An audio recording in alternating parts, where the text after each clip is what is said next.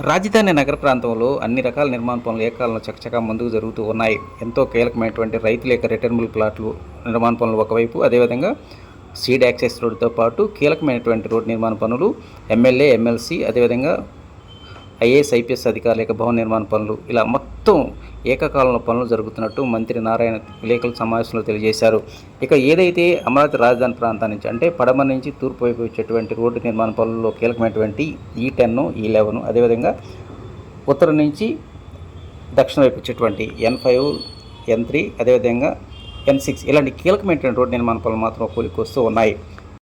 రాజధాని నగర ప్రాంతం నుంచి మంగళగిరి మండలం ఎర్రబాలెం వైపు వచ్చేటువంటి E10 అనేటువంటిది ఐనవోలు టు కిష్టాయపాలెం, అదేవిధంగా E11 ఎర్రబాలెం నుంచి ఐనవోలు 6.5 కిలోమీటర్లు.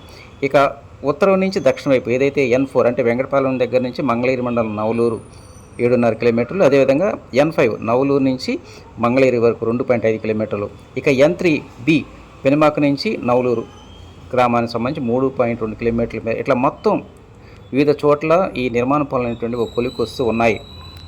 గ్రామాల్లో మొత్తం 30,750 మంది రైతులు భూములు ఇవ్వగా వారికి రెసిడెన్షియల్, కమర్షియల్ కలిపి మొత్తం ఇప్పటికే 63,000 ప్లాట్లు రిజిస్ట్రేషన్ ప్రక్రియ పూర్తి చేశామని, కేవలం 7,000 ప్లాట్లు మాత్రమే రిజిస్ట్రేషన్ చేయాల్సిన అవసరం ఉందని మంత్రి నారాయణ తెలియజేశారు. ఎమ్మెల్యే, ఎమ్మెల్సీ భవన నిర్మాణ పనులు కూడా చివరి దశ చేరాయి. మరో వారం రోజుల్లో ఈ భవనాలని ప్రభుత్వానికి అప్పచెప్పడానికి కాంట్రాక్టులు సిద్ధంగా ఉన్నారని మంత్రి నారాయణ తెలియజేశారు.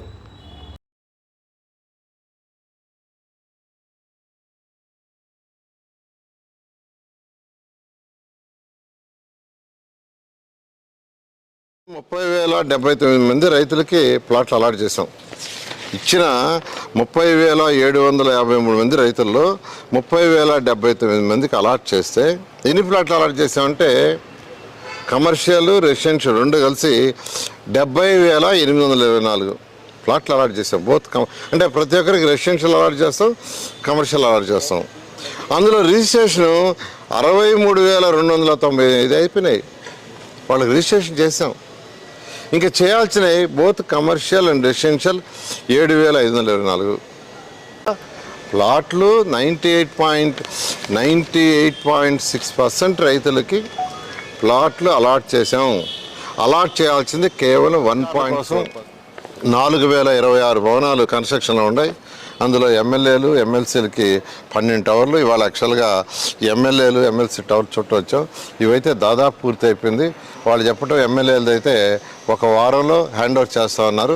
వాళ్ళు హ్యాండ్ ఓవర్ చేస్తే GADకి హ్యాండ్ ఓవర్ చేస్తాం. ఎమ్మెల్సీలది కూడా బహుశా ఇంకొక 15 రోజులు, 20 రోజులు, అంటే ఓన్లీ కబోర్డ్ వర్క్ జరుగుతుంది, మొత్తం అయిపోయింది. అది కూడా హ్యాండ్ ఓవర్ చేస్తారు, చేయగానే చేయడం జరుగుతుంది. అదేవిధంగా IAS ఆఫీసర్లకు కావచ్చు, IPS ఆఫీసర్లకు కావచ్చు, మినిస్టర్లకు కావచ్చు బంగాళాలు కూడా ఆ ఫైనల్ స్టేజ్కి వచ్చినాయి. ఇవన్నీ ఇంటర్నల్ ఫినిషింగ్ జరుగుతున్నాయి.